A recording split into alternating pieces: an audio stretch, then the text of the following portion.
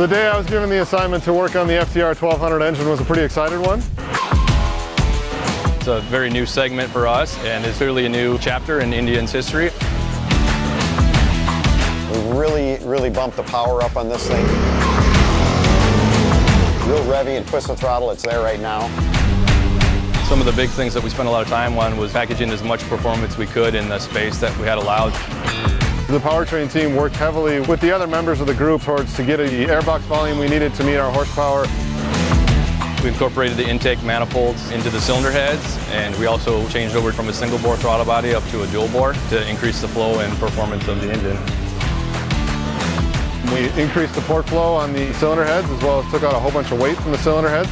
And we also took a bunch of weight out of the valve covers by going to magnesium and redesigning them to a single piece. We increased the displacement.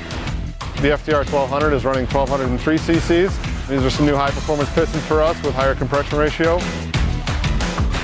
So the FTR1200 engine makes the power a lot higher RPM. It's in the 120 horsepower range.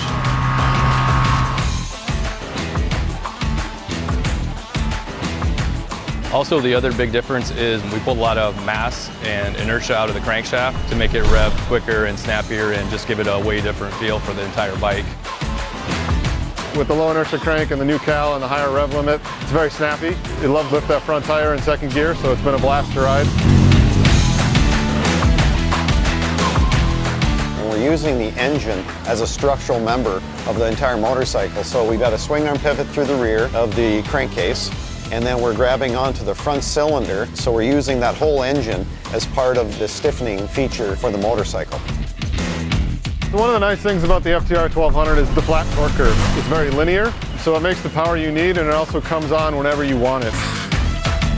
I really like the additional power and the peakier rev. It just feels really snappy and it's fun to ride.